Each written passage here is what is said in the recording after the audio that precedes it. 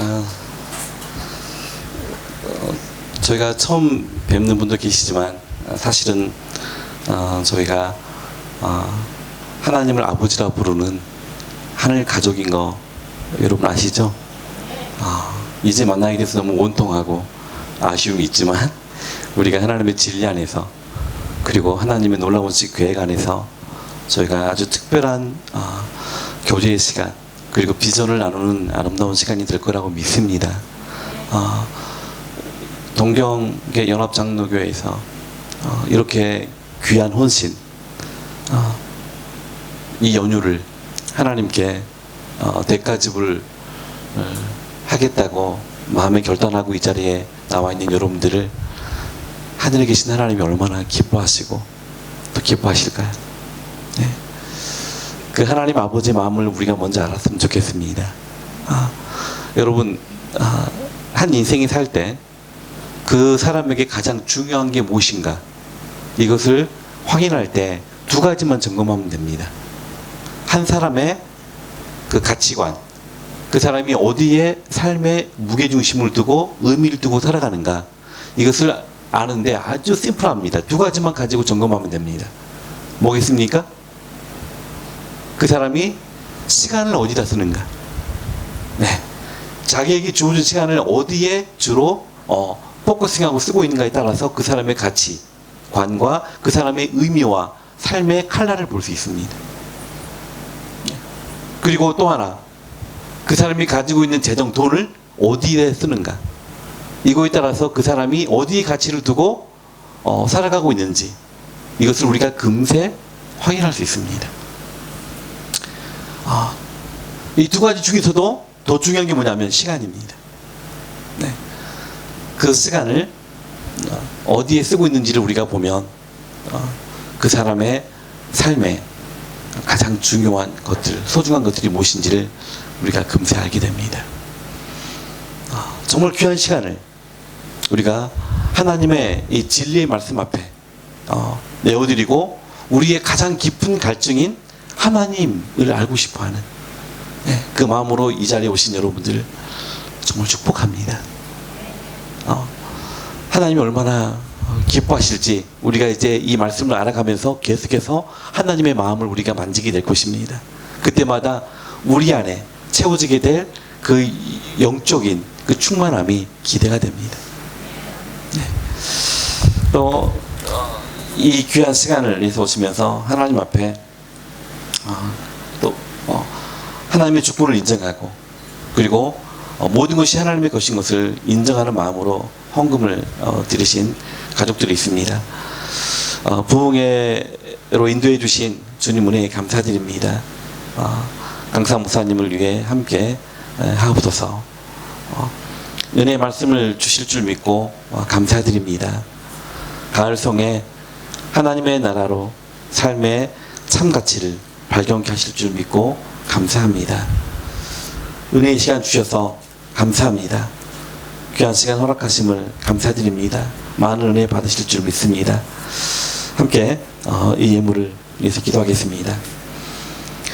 전능하신 하나님, 우주 모든 만물을 말씀으로 창조하신 엘샤다이 하나님, 이 시간 그 전능자 하나님 앞에 저희들 연약하지만 부족하지만 하나님을 신뢰하는 그 믿음으로 하나님을 사랑하고 하나님이 행하실 일들을 기대하는 그 마음으로 이 시간 모였습니다.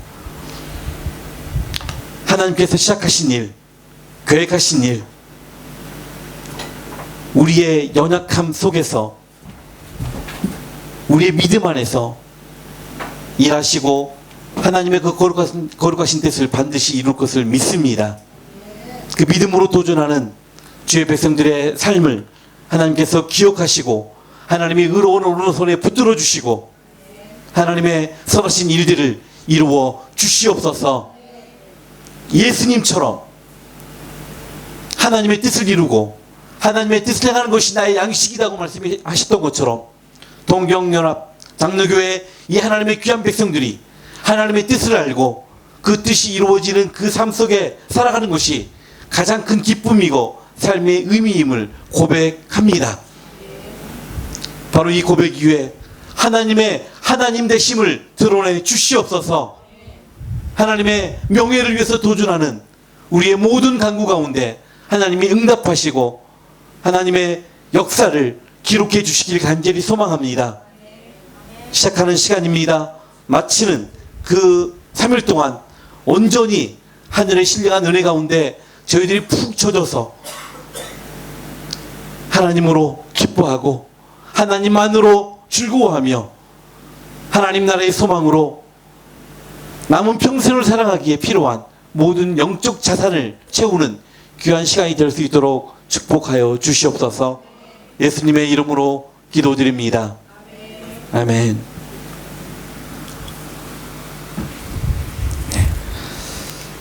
감사 헌금 들어왔습니다. 멀리서 일부러 와주신 목사님께 감사드립니다. 하나님 나라 말씀으로 축복하시니 주님 감사합니다. 우리의 이 간절한 감사의 제목들을 위해 하나님이 놀라운 은혜를 베풀어 주실 줄 믿습니다.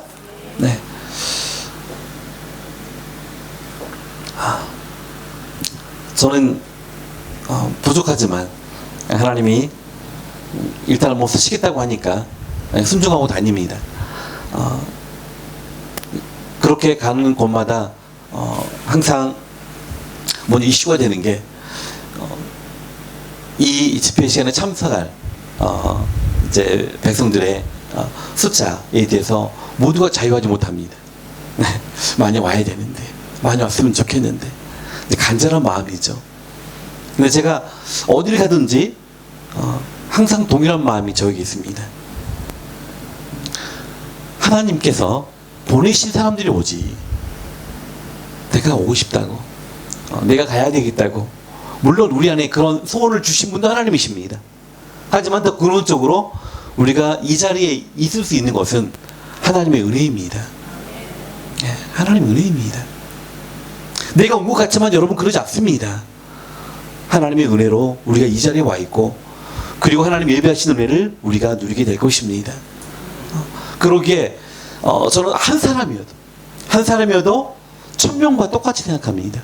아니, 한 사람이, 여러분, 하나님의 이름 앞에, 하나님의 보좌 앞에 서 있는 한 사람이, 여러분, 한 민족입니다. 그 한 사람이 한 족장이고, 그 한 사람이 한 나라이고, 그 한 사람이 열방인 것을 저는 믿습니다.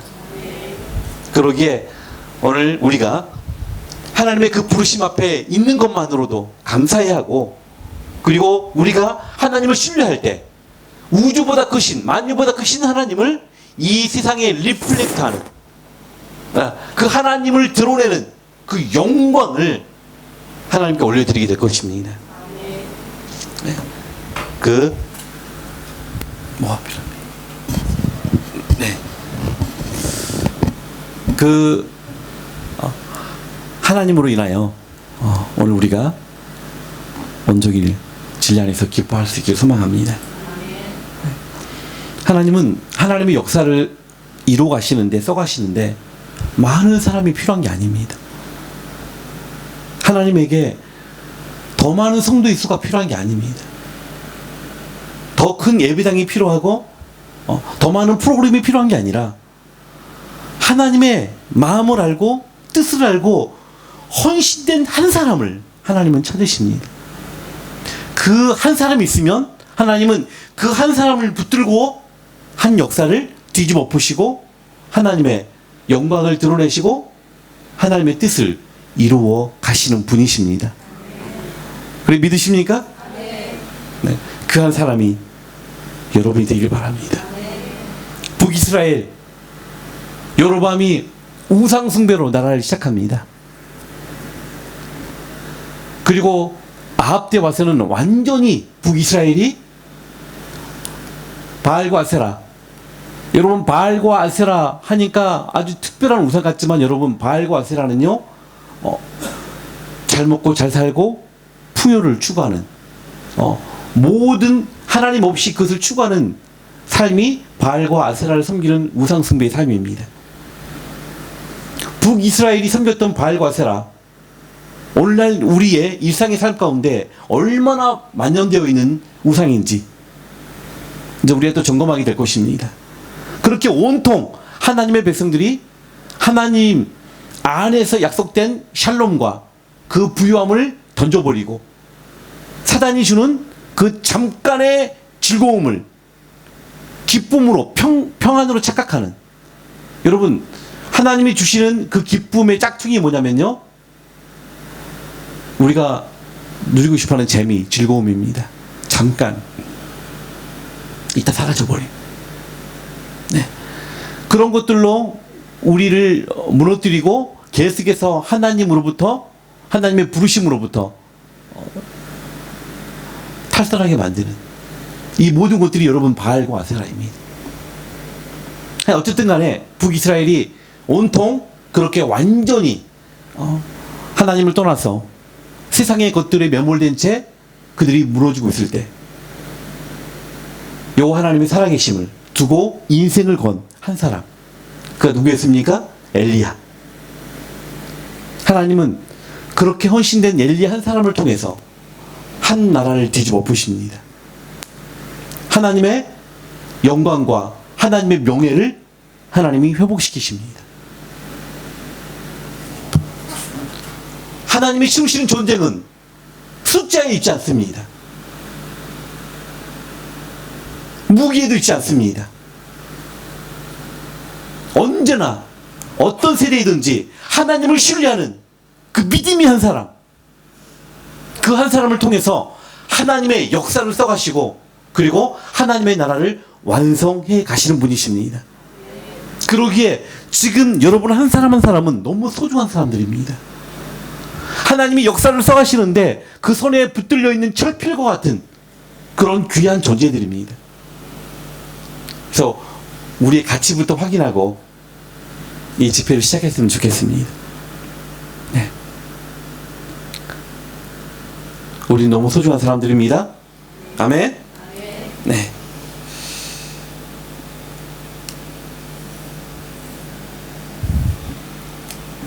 제 컴퓨터가 한번 이렇게 떨어뜨려졌는데 뭐 혼자서 막 구동도 하고 지 마음대로 합니다. 중간중간에 이해하지 못할 일이 생겨도 여러분들이 그런가 보다 하고 넘어가 주시기 바랍니다. 네. 그래서 우리 인생의 가치는 지금 내가 이루어 놓은 것이 얼마나 되는지, 그리고 내가 수중에 가지고 있는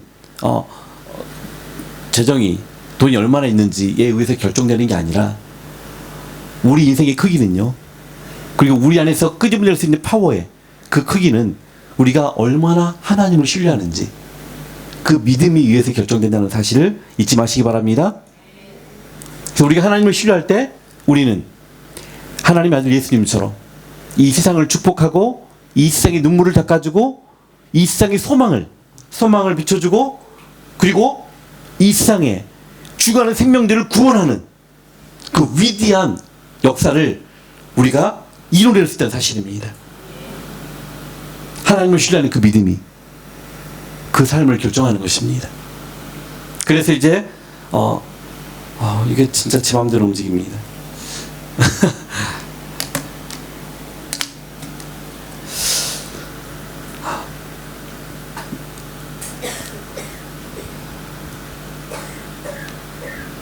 이 때문에 제가 중간에 스토리가 끊겼습니다.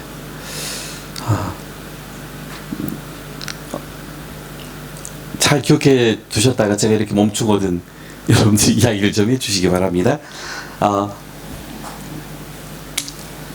제가 오늘 준비를 하나 해왔는데요. 네. 네.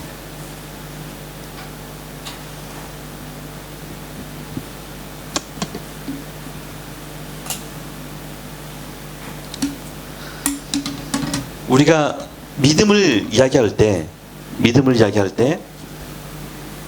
세 가지를 이야기를 합니다. 인격을 말할 때도 마찬가지고요.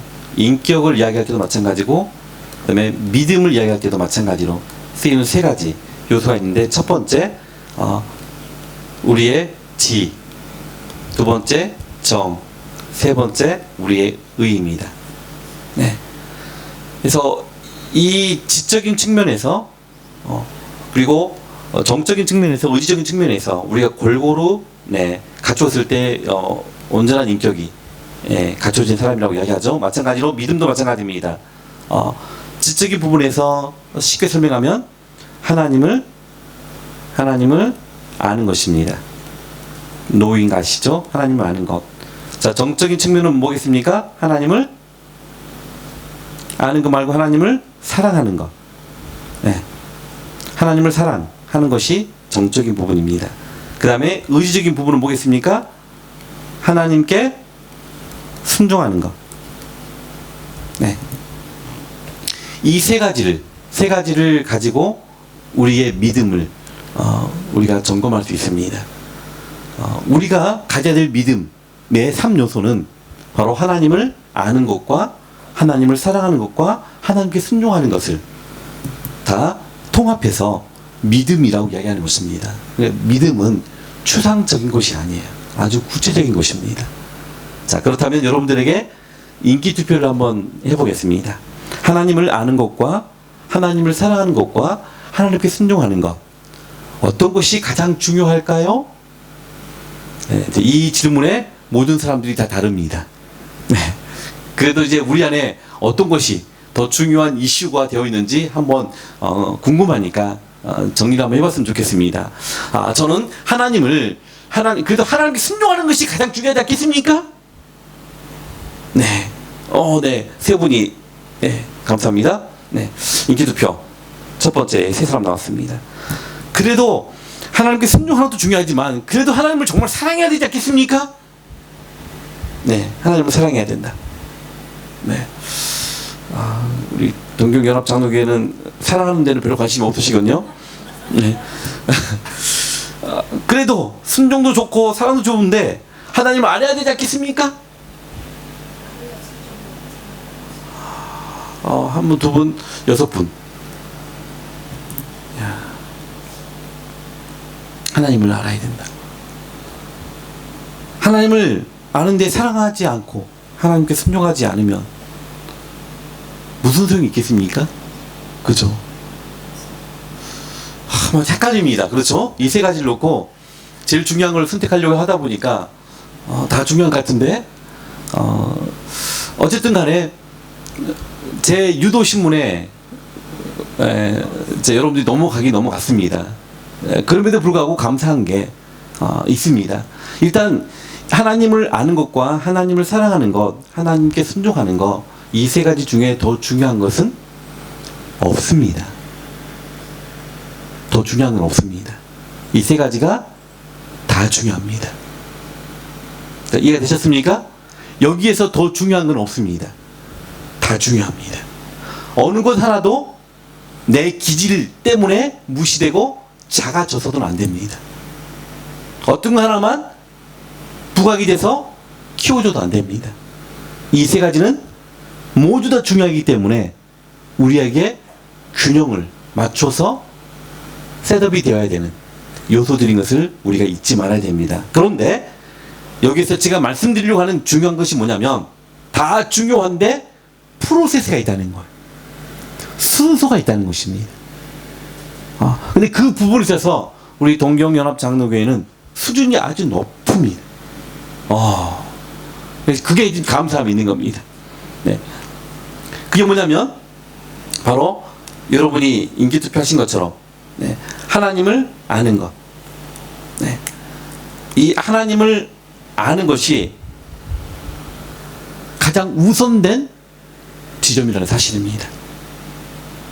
하나님을 아는 만큼 우리가 사랑할 수 있습니다. 그리고 하나님에 대한 사랑이 깊어진 만큼 우리가 기꺼이 하나님께 순종할 수 있는 겁니다. 기쁨으로. 하나님을 알지 못한 채 우리는 사랑할 수 없습니다. 하나님을 알지 못하면서도 너무나도 탁월하게 한국 교인들, 또 뭐 한국 교인뿐만 아니라 모든 이 지상의 교회들이 하나님을 사랑한다고 고백하는 분들이 계셔요. 대단한 믿음이에요. 아주 특수한 믿음입니다. 이런 믿음들은 이방 종교에서도 아주 탁월하게 일어나고 있는 그런 현상들이기도 합니다. 네. 그래서 하나님을 알지 못하는데, 알지 못하는데 사랑 고백하고 있는 대표적인 케이스가 있습니다. 저는 정말로 이거 불편합니다. 아마 일본은 어떨지 모르겠습니다. 일본은 뭐 도코모라든지 또 유명한 뭐 핸드폰 회사 au, 예, 그다음에 뭐 소프트뱅크 라든지 있죠.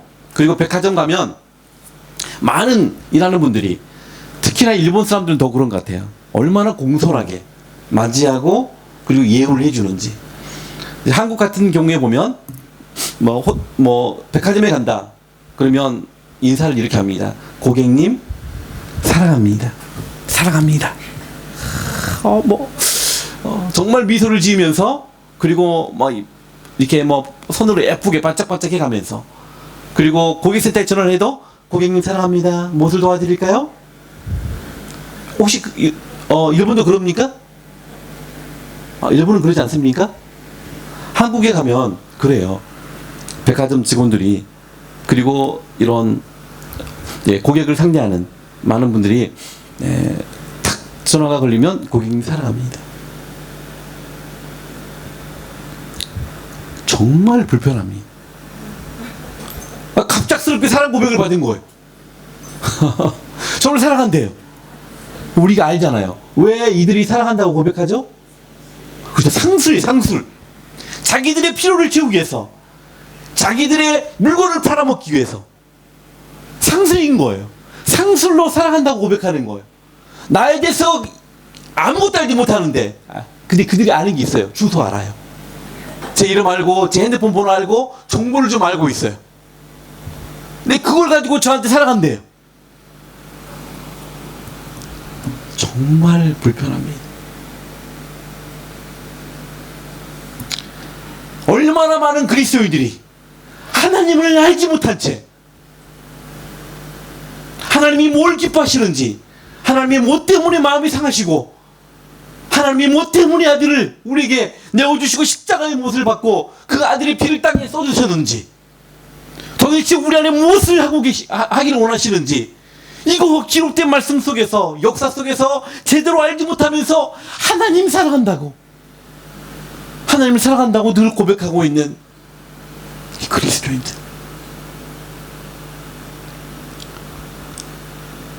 결국 따지고 확인해 보면요, 하나님의 능력을 필요로 하는 것, 하나님의 도우심이 너무 절실한 것. 그래서 하나님의 깊은 생각은 관심 없고, 하나님의 능력을 내가 얻고 싶은 거예요. 도움을 받고 싶은 거예요. 그래서 끝없이 고백해. 하나님 사랑합니다. 하나님의 마음이 많이 아프지 않겠습니까? 너가 나를 얼마나 아니? 너를 향한 내 이 위대하고 아름다운 계획에 대해서 얼마나 알고 있니? 그래서 여러분, 하나님은요, 다른 이방 종교의 신들과 너무나도 다르신 분입니다. 다른 이방 종교의 신들은 뭘 요구합니까? 경외를 요구합니다. 그렇죠? 그리고 우리에게 가지고 있는 것들을 아주 끊임없이 요구합니다. 그러면 너희들이 원하는 것들을 내가 줄 수 있다. 세상의 다른 신들은 그래서 인간들에게 공포심을 자극하고 두려워하게 합니다. 근데 성경에 기록되어 있는 하늘의 하나님은요,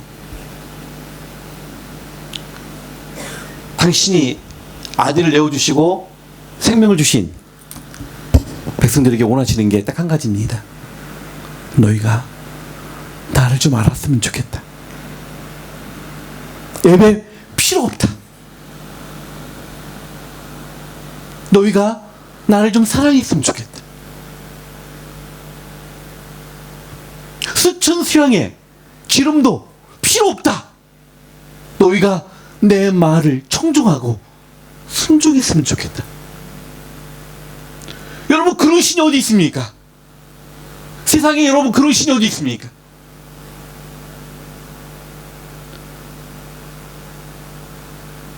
아들을 내어주시고 생명을 주신 백성들에게 사랑이 있으면 좋겠다.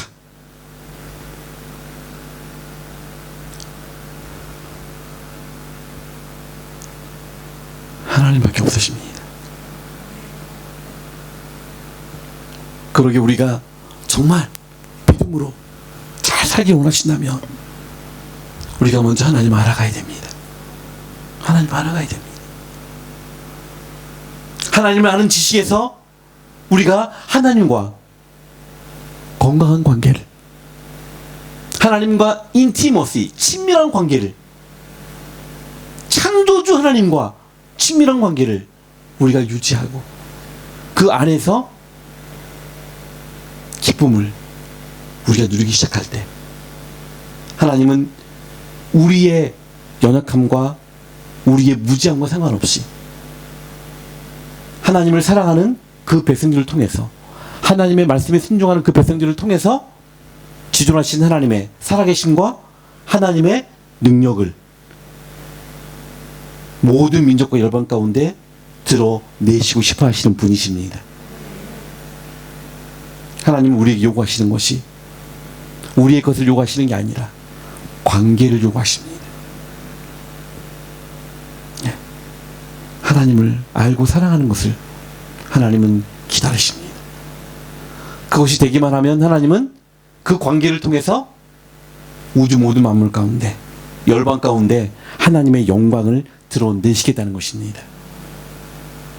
그러기에 오늘 우리가 이 자리에 그 하나님의 부르심 앞에 있는 것이 얼마나 큰 축복인지 잊지 않았으면 좋겠습니다.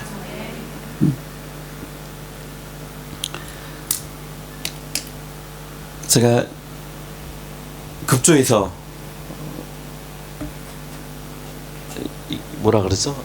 실물 교육을 위해서 이걸 하나 준비했습니다. 이스라엘 역사를 이해하는데 도움이 될 것 같아서 제가 여러분들에게 퍼포먼스를 하나 보여드리겠습니다.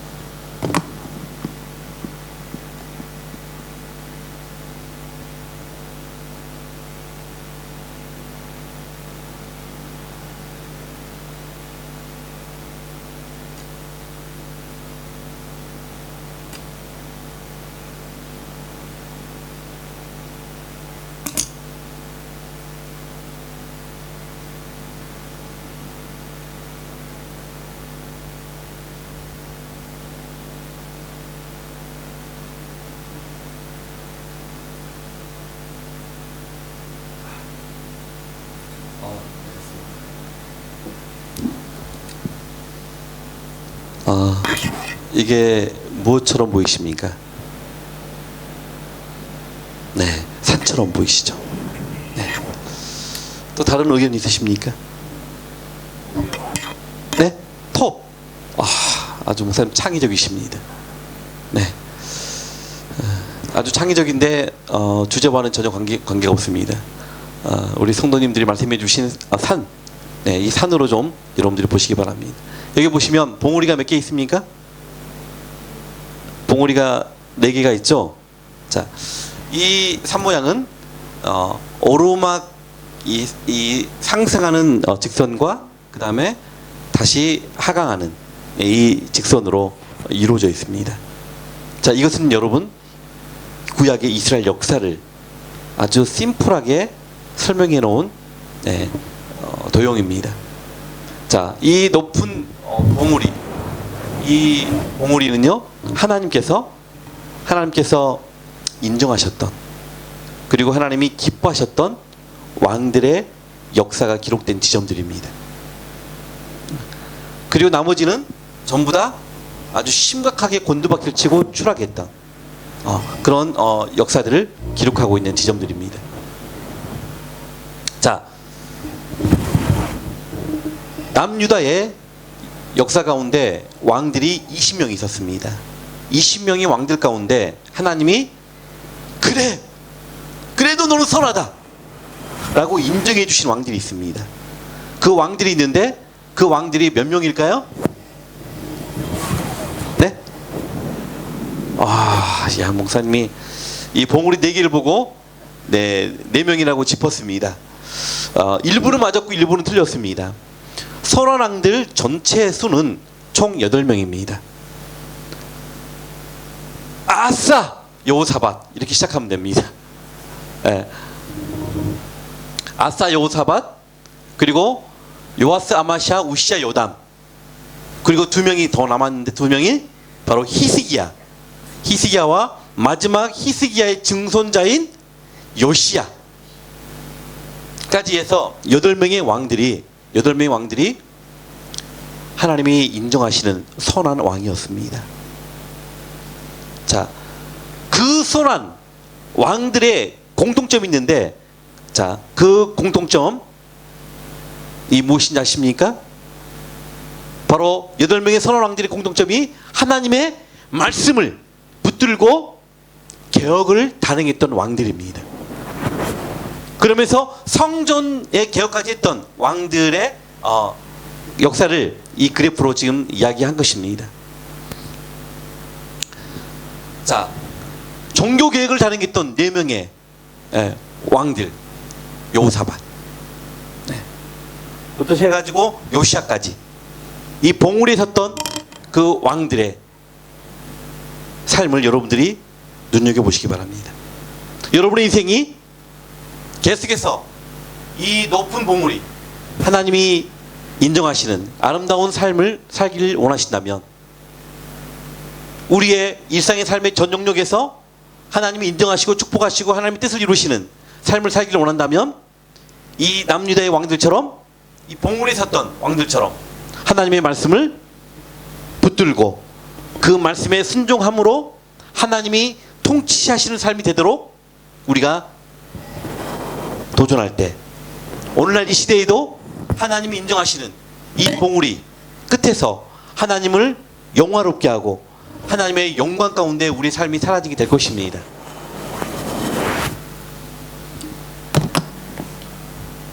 우리 인생의 삶이 하나님의 말씀을 붙들고 순종하고 살아간다면, 우리 인생이 물론 굴곡이 있겠지만 계속해서 이렇게 성장하고 하나님의 영광을 위해서 우리가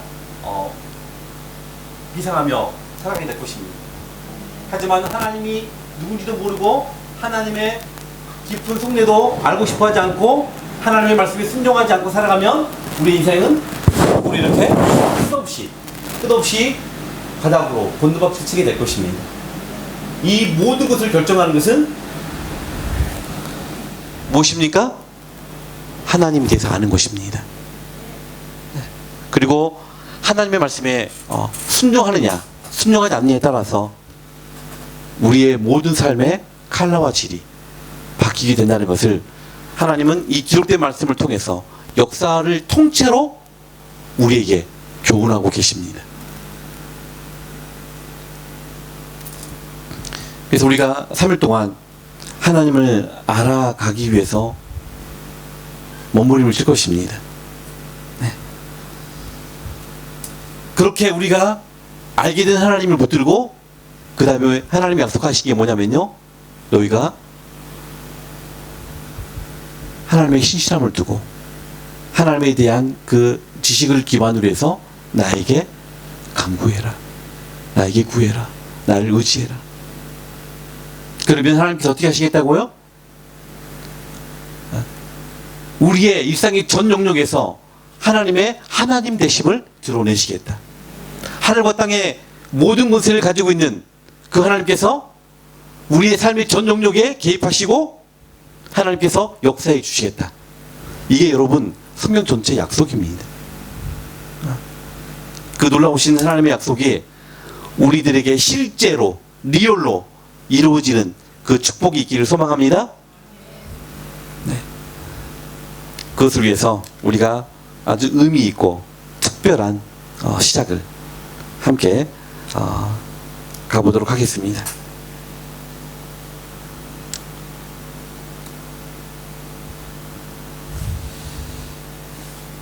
이 귀한 시간을 때까지 보내주신 여러분들을 축복합니다.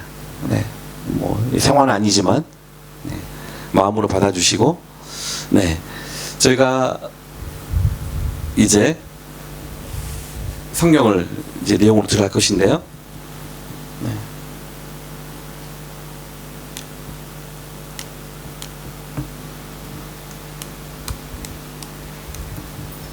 또 제가 원하는 대로 안 되고 있습니다. 이게.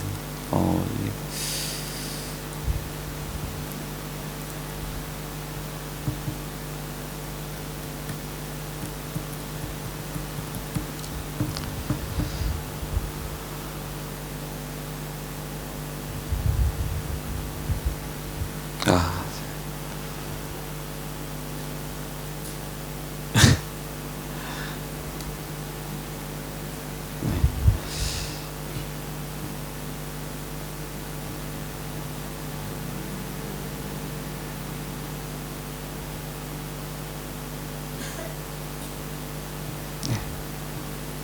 조금만 기다려 주십시오.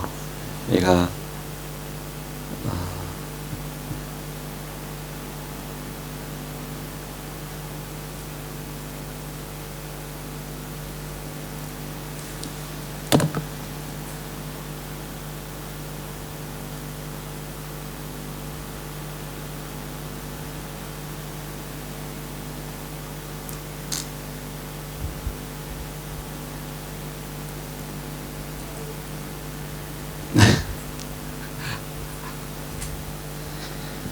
이 노트북을 제가 점검을 하지 못하고 와서 너무 죄송합니다. 예.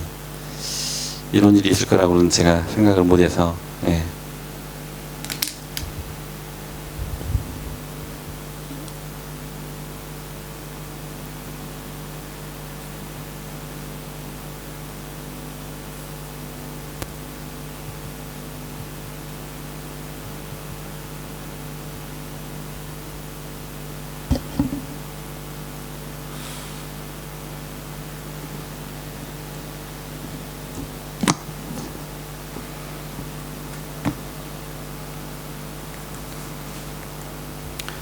일단 이거 좀 쉬는 시간에 제가 손을 좀 보기로 하고요. 창세기 1장을 좀 펴시기 바랍니다. 네.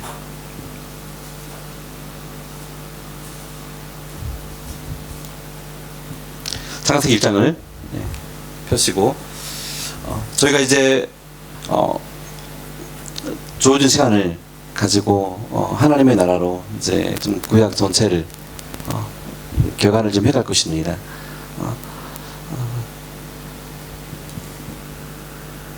제가 질문을 하나 드리겠습니다. 인류 역사 가운데 최초의 문명의 발상을 이제 메소포타미아 문명이라고 이야기합니다. BC 3000년경이죠. 성경의 역사를 본다면 한 6000년 역사를 가지고 있는데요. 그 기간 동안 인간이 이 땅에 존재하는 동안 인간이 가장 궁금해하고 그리고 알고 싶고 해석하고 싶었던 이슈가 있다면 무엇이라고 생각하십니까? 여러분의 질문도 마찬가지일 것 같아요. 가장 인생에서 가장 큰 이슈 풀고 싶은 알고 싶은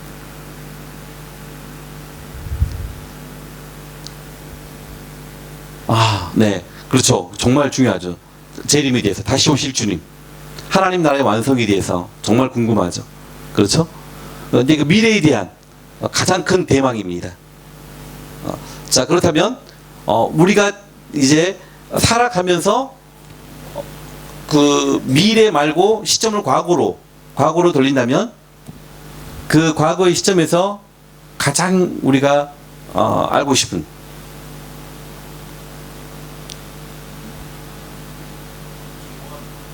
네. 여러분 궁금하지 않으십니까? 우주가 어떻게 존재하게 됐는지. 이 땅에 태어나서 살아본 모든 사람들이 가지고 있는 가장 깊은 갈증입니다. 가장 오래된 질문입니다. 그렇죠? 그리고 그 질문에 연결해 가지고 그 다음 연결된 게 무엇입니까? 나는 누구인가? 그렇죠? 나는 누구인가? 모든 인문학이, 철학이, 모든 학문이 사실은 그것을 풀고 싶은 욕구에서 시작된 것입니다. 우리가 배우고 있는 모든 학문들이 사실은 그것을 풀기 위해서 비롯된 그런 질문이고, 그리고 그것을 놓고 끊임없이 이제 인간들이 이성적 노력을 통해서, 합리적 노력을 통해서, 또 과학적 사고를 통해서 뭔가 정보들을 모아오면서 지금의 모든 학문들이 분화가 된 것입니다. 결국은 인간의 가장 원초적인, 그리고 가장 오래되고 가장 중요한 이슈가 바로 기원에, 오리진에 대한 질문입니다. 우주의 기원과 그 다음에 우리의 존재의 기원. 네, 이것이 무엇인가? 자, 이것을 세상의 인문학이, 철학이, 과학이 딱 이것이다 말해줄 수 있습니까? 없습니까? 없습니다. 끝없이 한마디씩 하고 의견을 내놓지만 모든 사람들에게 절대적으로 지지받고 이것이다라고 인정받는 그 어떠한 정보도 지식도 존재하지 않습니다. 그냥 나름대로 이것이지 않을까? 이럴 수도 있을 거야 라는 가정, 그렇죠? 이런 이야기들로 끝없이 난무하고 있는 게 우리가 가지고 있는 정보의 한계입니다.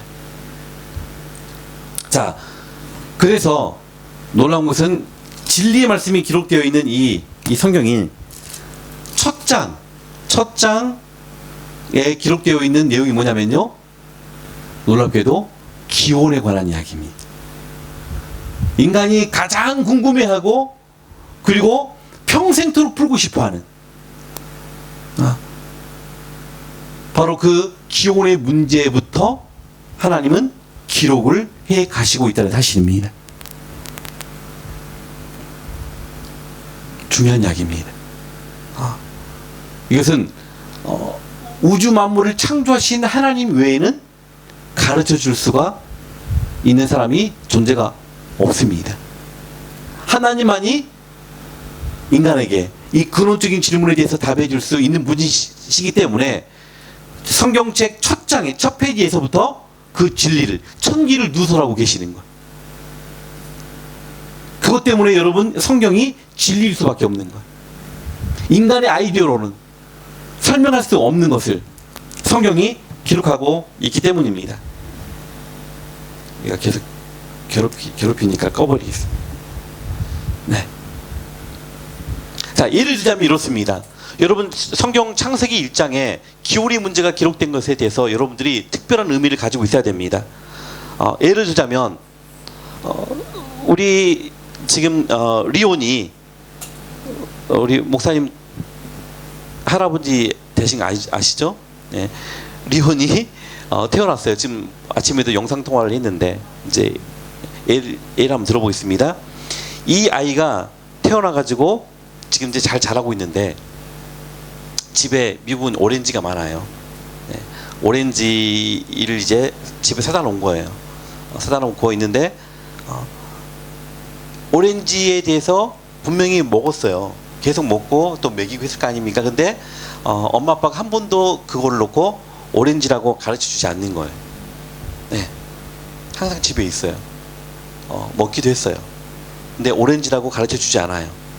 그러다가 이제 이리온이 커가지고 어느 순간 엄마 아빠 이렇게 막 말을 하기 시작하게 된 거예요. 자, 그리고 말하기 시작하게 됐으면 어느 순간 그 오렌지를 보고 이 아이가 오렌지 할 수 있을까 없을까요? 할 수 있을까 없을까요? 가르쳐 주지 않는 거에 대해서, 그렇죠? 아무리 봤었을지라도. 그리고 자기보다 오렌지가 먼저 있었어요. 그죠? 리온이 태어나기 전부터 오렌지는 있었잖아요. 자기보다 먼저 있었던 거에 대해서 누군가가 가르쳐 주지 않으면 말할 줄 안다고, 나이가 먹었다고 저절로 알 수 있어요, 없어요? 절대로 불가능합니다. 엄마 아빠가 이건 오렌지야? 이건 과일이야. 얼마나 과즙이 맛있는 줄 알아? 네, 몸에도 이래서 좋아. 이렇게 설명해 주지 않는 이상은 이 오렌지에 대해서 절대로 리온이 알 수가 없어요. 마찬가지로 우리보다 먼저 있었던 우주에 관해서, 그 근원에 관해서 우리가 인간이 스스로 알 수 있는 방법은 존재하지 않아요. 가능하지 않는 일이에요. 하나님께서 가르쳐 주지 않는 이상은 누구도 우주의 기원에 대해서, 우리의 존재 근거에 대해서, 특히나 우리 존재 가치에 대해서 알 수 있는 사람은 아무도 없어요. 그렇기 때문에 하나님이 진리를 기록하시면서 가장 먼저 쓰고 있는 게 뭐냐면 기원의 문제, 우주 만물이 어떻게 만들어졌는지, 그리고 우리의 존재가 어떻게 시작됐는지, 그리고 우리의 존재의 가치가 무엇인지, 이것을 하나님이, 만드신 하나님이, 창조하신 하나님이 지금 사용 설명서로, 매뉴얼로 기록해 놓고 있는 것이 여러분 성경입니다. 그러니까 성경을 알지 못한 채 우리는 우리의 존재 기반인 우주를 알 수 없어요. 그리고 내가 나로 살지만, 그렇죠? 내가 지금 살고 있어요. 오늘 하루도 내가 호흡하고 있고, 내 생각과 내 영혼을 가지고, 내 스타일과 기질을 가지고 살고 있어요. 그런데 어떻습니까? 여러분은 압니까? 내가 누구인지 아시는 분, 정말 제대로 알고 있는 분, 내가 누구인지. 내가 살고 있는데도 내가 나를 잘 몰라요. 나를 설명할 수 있는 분 계십니까? 완전하게? 여러분 자신이잖아요. 내가 나로 살고 있는데도 나를 잘 모르겠어요. 설명할 수 없는 게 훨씬 더 많아요. 물리적으로 생존하는 비결도 나는 이해할 수 없어요. 근데 나는 존재해요. 하나님이 이거를 설명해 주지 않으시면 우리는요, 나인데도 알 수가 없어요. 그러니까 만드신 하나님을 알지 못한 채 우리가 인생을 산다는 것이 얼마나 위험한 일이고, 얼마나 가슴 떨리는, 이 전율이 느껴지는 그러한 삶이 될 수 있는지, 우리가 하나님 앞에서 살아간다는 것이 왜 축복인지 아시겠습니까? 하나님의 진리 안에서 우리가 일상의 삶을 살아간다는 것이 왜 안전하고 왜 그것이 복된 삶인지 아시겠습니까? 하나님 지금 이것부터 우리에게 가르쳐주고 싶은 거예요. 그것이 창세기 1장에 기록되어 있는 내용입니다. 자, 그래서 창세기 1장을 보니까 태초에 하나님이 천지를 창조하시니라. 우리가 살고 있는, 우리의 생명의 근거를 유지시키고 있는 이 모든 우주의 기반이 어쩌다 우연히 저절로 된 것이 아니라 창조주 하나님이 만드셔서 하나님이 다스리고 계시는구나.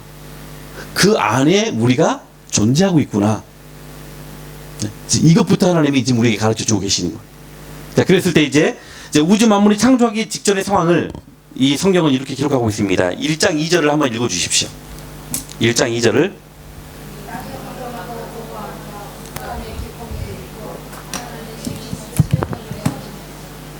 아멘. 자, 이제 우주 모든 만물의 이 아름다운 것들을 만들기 전의 상황이 어땠냐면, 자, 두 가지로 설명하고 있죠. 첫 번째는 무엇입니까? 혼돈. 네. 혼돈. 그 다음에 또 하나가 뭡니까? 네, 공허입니다. 혼돈과 공허.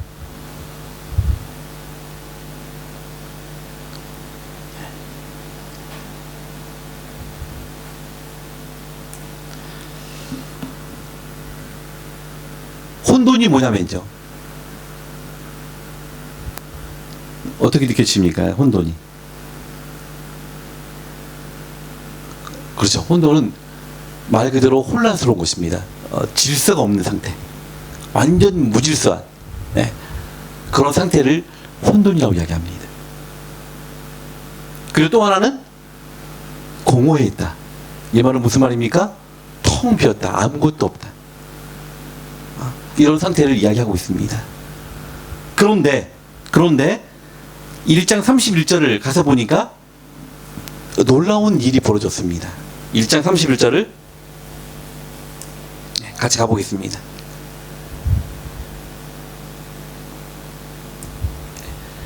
읽겠습니다. 시작.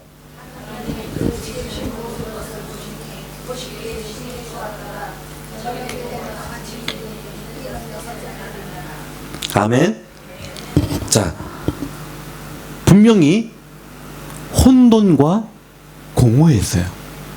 무질서와 그리고 아무것도 없는 텅 비어있는 상태였는데 31절에 가서 보니까 하나님이 보시기에 심히 좋았더라. 도대체 그 사이에 어떤 일이 벌어진 것입니까? 하늘과 땅과 별과 해와 달과 우리가 지금 보고 있는, 살고 있는 이 아름다운 그렇지 광명까지 모든 것들이 다 만들어진 거예요. 창세기 1장은 여러분 하나님이 무엇을 만들었는지 무엇을 만들었는지도 기록하고 있지만 더 중요한 것은 이제 혼돈과 공허 한 상태에서 도대체 무슨 일이 벌어졌길래 하나님이 보시기에 심히 아름다운 세상으로 바뀌었는가, 이것을 바뀌게 한 힘이 무엇인가, 이 엄청난 변화를 일으킨 변수가 무엇인가를 창세기 1장이 설명해 주고 있는 거예요.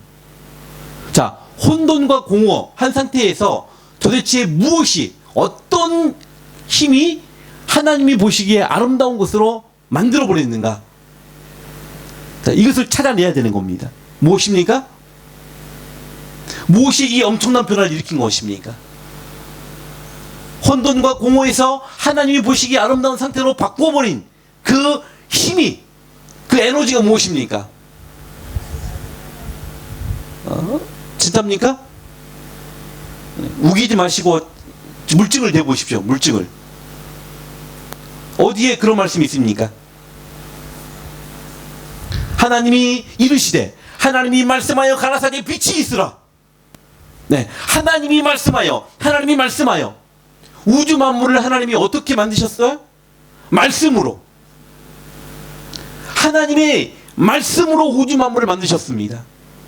하나님의 말씀이 선포되어질 때, 하나님의 말씀이 워킹할 때 무질서가, 혼돈이 질서가 잡히기 시작한 거예요. 하늘과 땅, 궁창 위의 물과 궁창 아래의 물, 종류대로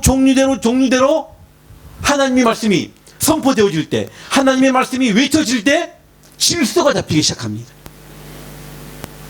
그리고 그 하나님의 말씀이 외쳐질 때, 선포될 때 공허했던, 아무것도 없었던 우주 가운데 그 아름다운 것들이 채워지기 시작합니다. 지금 이야기하고 있는 것입니다. 하나님의 말씀이 선포되어지는 곳에 무질서가 질서로 바뀌기 시작합니다. 텅 비었던 곳이 가장 아름다운 것들로 채워지기 시작합니다. 이 모든 것들을 가능케 하는 것이 무엇인가? 하나님의 말씀이라는 사실입니다. 하나님의 말씀입니다. 우리 인생이 질서를 잃었어요. 혼란스럽습니다. 하나님의 말씀만이 우리의 혼란스러운 일상의 모든 삶을 질서를 잡고 회복시킬 것입니다. 우리의 생각과 마음과 영혼이 공허해졌습니까? 텅 비어버린 것처럼 아무것도 있지 않는 것처럼 느껴지십니까? 그것을 채울 수 있는 유일한 힘은 하나님의 말씀밖에 없습니다. 말씀이 약속된 하나님의 소망, 하나님의 약속만이 우리를 가장 부유하게 채울 것입니다. 모든 질서는 하나님의 말씀 안에서만 가능합니다. 풍성한 가득한 기쁨은 마찬가지로 하나님 말씀으로만 가능합니다. 이것을 지금 하나님이 우리에게 가르쳐주고 있는 것입니다. 자, 그렇다면 말씀으로 창조된 우주 만물을 하나님은 어떻게 통치하고 다스리고 계실까요? 우주 만물을 하나님은 어떠한 에너지로, 어떠한 방식으로 우주 만물을 다스리고 계실까요? 우주 만물뿐만 아니라 우리의 생각과 우리의 모든 이 물리적 기능까지 하나님이 통치하고 계시고 다스리고 계시고 유지하고 계시는데 그 힘이 무엇일까요? 무엇으로 보존하고 계실까요? 네. 제가 지금 가장 어려운 질문들만 하고 있는 겁니다. 하지만 가장 중요한 질문들입니다. 이걸 알아야지만 우리가 이제 우리 일상의 삶에 아주 소소한 문제들을 풀어갈 수 있기 때문입니다. 지금 여러분들에게 공식을 말씀해 드리는 거예요. 공식을. 네. 모든 인생의 문제를 풀 수 있는 공식을 지금 세팅하고 있는 겁니다. 그러니까 어려울 수밖에 없죠. 하지만 분명히 이 공식을 알고 가야지만 다른 모든 문제들을 응용해서 풀 수 있기 때문에 이것을 이제 먼저 이야기하는 것입니다. 우주 만물을 하나님은 어떻게 통치하고 유지하고 계실까? 무엇으로? 이것을 하나님이 우리에게 가르쳐 주셨습니다. 히브리서를 찾아보겠습니다. 히브리서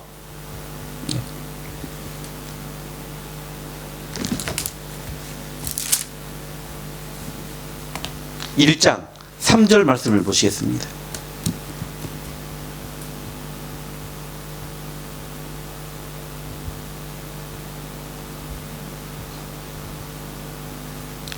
히브리서 1장 3절 말씀 같이 한 목소리로 읽도록 하겠습니다. 시작.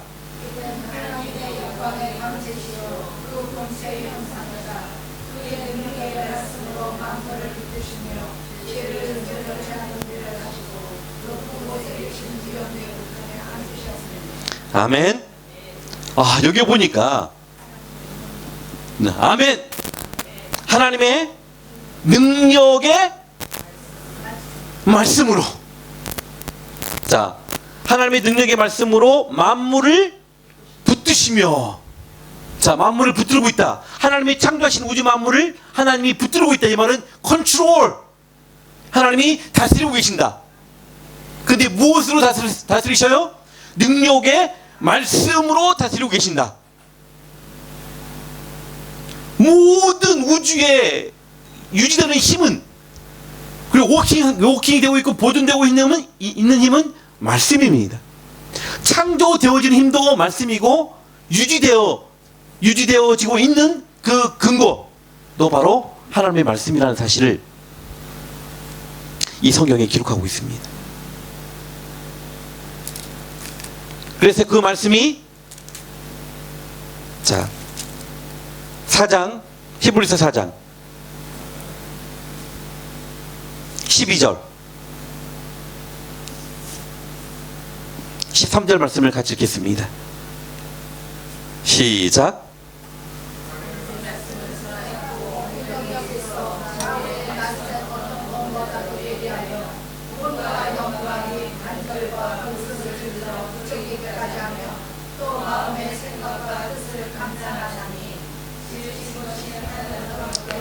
나타나지 않음이 없고 우리의 결산을 받으실 이의 눈앞에 만물이 벌거벗은 것 같이 드러나느니라. 아멘. 여기 보니까 지금 살아있고 활력이 있는 게 뭐예요? 하나님의 말씀이에요. 우주 만물뿐만 아니라 그 안에 존재하는 우리 인간의 인간의 모든 것들을, 혼과 영과 및 관절과 골수를 찔러 쪼개는, 바로 그것이, 우리의 마음과 생각의 뜻을 판단하는 그것이 바로 하나님의 말씀이라는 것입니다. 말씀이 살아있다는 것입니다.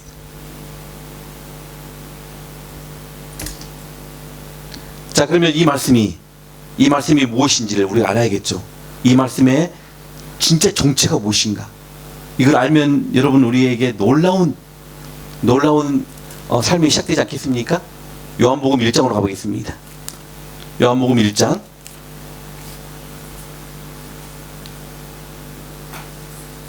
도대체 이 말씀이 무엇인가?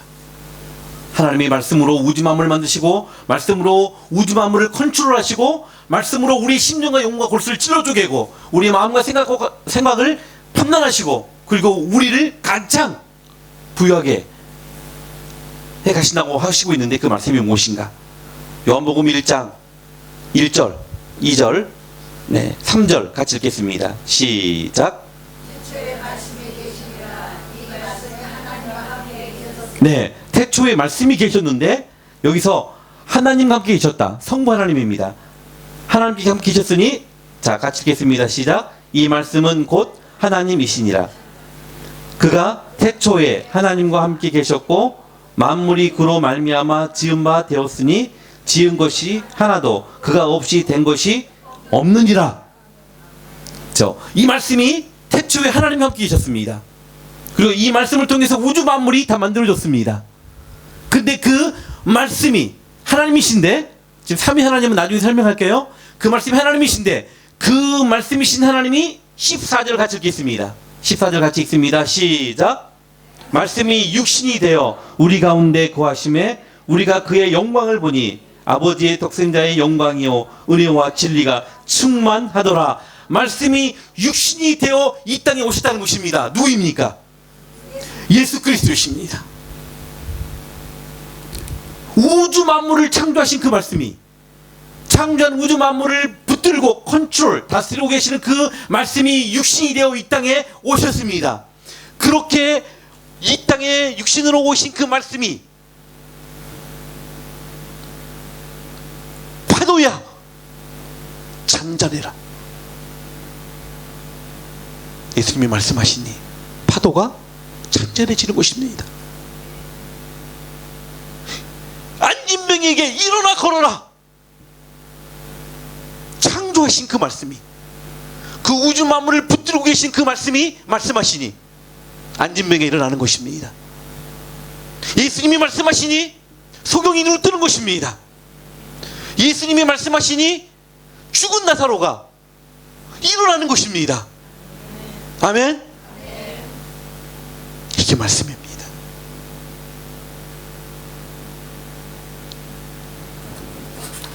그래서 우리가 이 말씀을 붙들고 말씀대로 순종하고 살아갈 때 그 우주 만물을 창조하신 그 힘이, 우주 만물을 다스리고 계시는 그 능력이 우리의 삶 가운데 나타나게 되더라, 그 말입니다. 왜 우리가 말씀 앞에 서야 되는지, 왜 말씀을 생명보다 더 귀하게 붙들고 우리가 실험해야 되는지. 창세기 1장에서부터 하나님은 무엇을 창조했는지를 말씀하시는 그 과정에서 이 우주 모든 만물이 어떻게 시작되는지, 어떻게 유지되고 보존되는지, 어떻게 완성되는지, 그 힘이 무엇인지를 우리에게 가르쳐주고 계신 것입니다. 그 모든 것이 무엇입니까? 말씀입니다.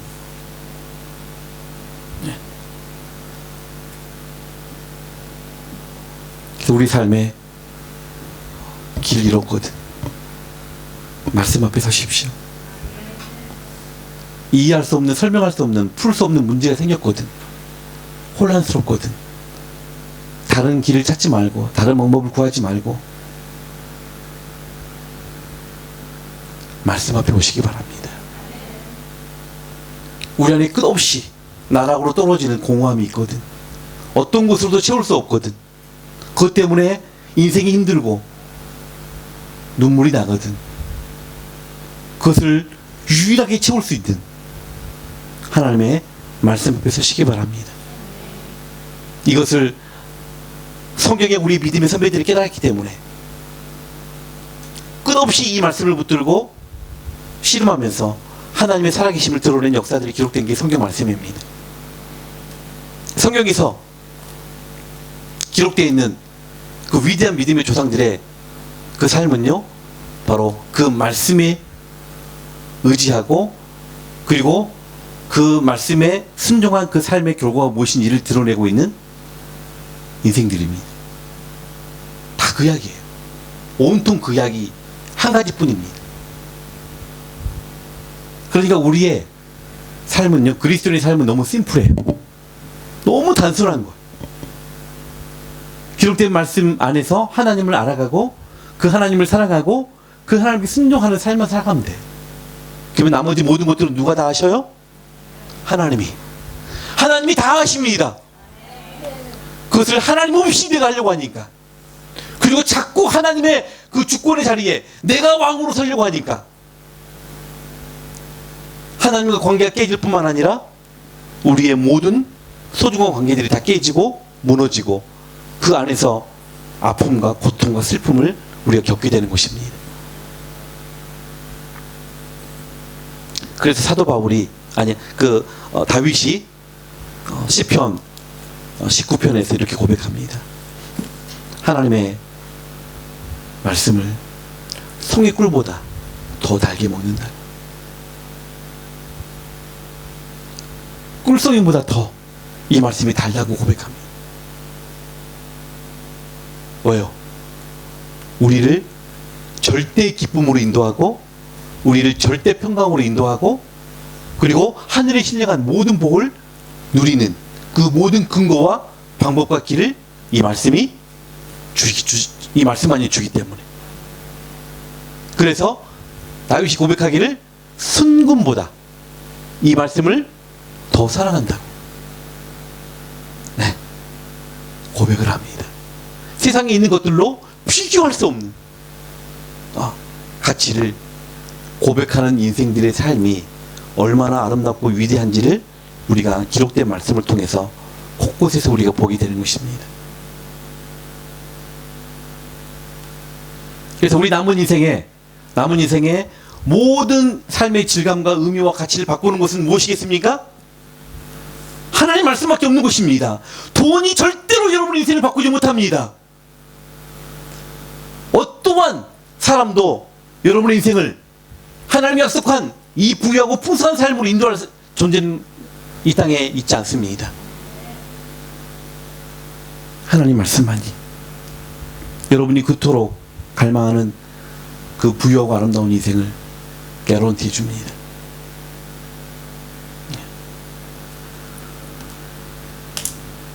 자, 그럼 우리가 이제 본문 말씀에 들어가기 위해서 마지막으로 한 가지만 더 여러분들에게 이제 설명을 좀 하겠습니다.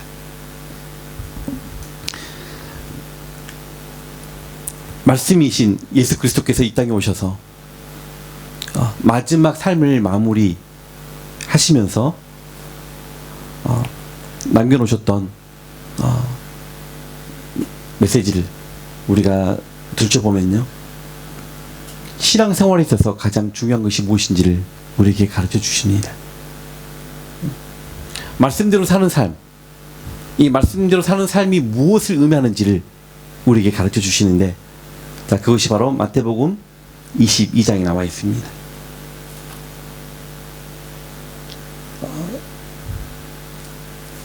마태복음 22장 내용은 저희가 지금 몇 시에 식사를 하면 되는 겁니까? 뭐 시간 정해진 거 없습니까? 그래도 뭐 1시에는 해야 할 거 아닙니까? 그죠? 2시에 저희가 해야 되니까.